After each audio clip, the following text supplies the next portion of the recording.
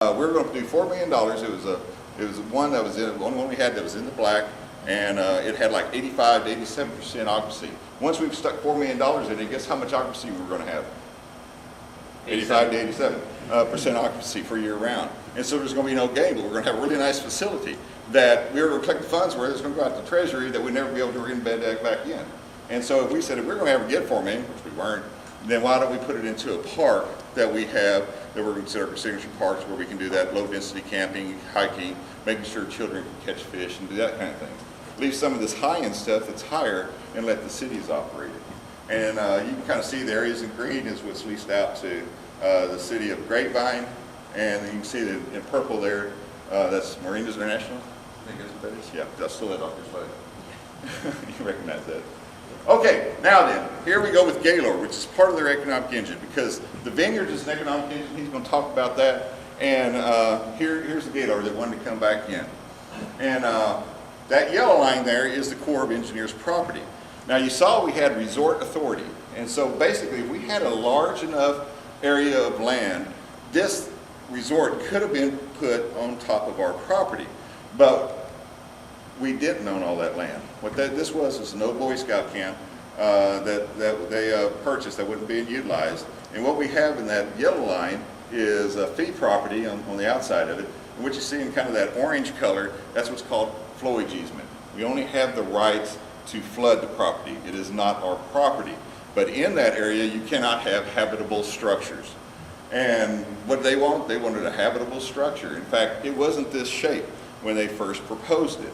It was very much larger, it was rectangular, and it was mostly in that orange area because they wanted to be pretty close to the lake. And after 3 redesigns, and after we started understanding each other and we explained to each other, we quit gnashing teeth and threatening each other with congressmen and things, and we got to understand how to do this and how to work. And our management, Charlie Berger, Mike Hinch, our real estate people, tasked us guys that were working on it and say, don't say no, it's not your job. Your job is to say, what are we here to protect? Look at it and make sure that we protect all of our rights, but let's know why we're doing it. And so basically they gave us the challenge to come up with abilities and solutions to this problem. And so basically what we did is we backed them off and had them build their facility in there. Well, you see this big building right there? That's their convention center. You see how it's hanging over on the core side, and that's the fee property. And what's there now, this is the second phase. Okay, that's not too good. This is what's built right now. This piece right here that's on fee.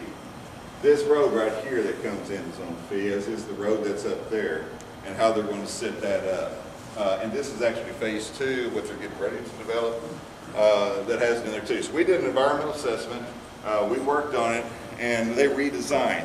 That area that's in flowage easement, basically, the flowage easement original line came up to about here, but that's not what they wanted to do. They wanted to build it, and what ended up happening is they had to extend the flowage easement up this far. And then they dug it out, came in, because what we found out is you can't shorten the distance, because originally they wanted to fill it. And you can't fill it, you can't change the contour. But we found out, as we talked to lawyers and everything, they can actually give us fill. So they dug it down. And if you go in there, the bottom floor is a garage.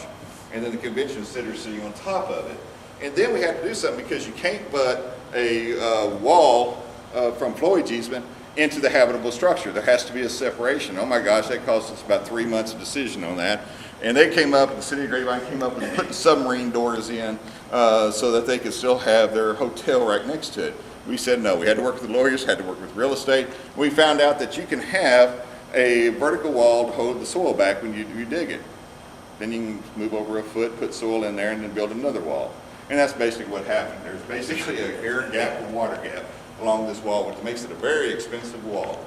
Also, the connector in here is not connected to the habitable structure. There's an air gap in there. You'll look at it like an expansion joint. When you walk over it, you won't even notice the difference, but it's not connected to the habitable facility. So we had to do lots of things to figure out how to make this work.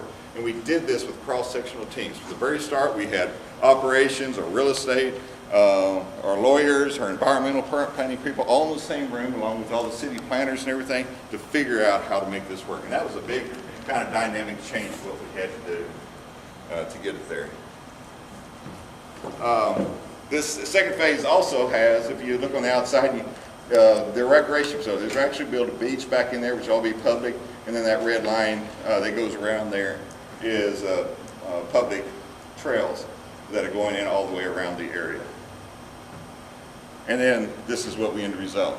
You'll find out as we go. There's your economic engine. The whole south side of the lake's leased out. That's a beautiful marina. Marinas International has in there, Silver Lake, and then there's the Gaylord.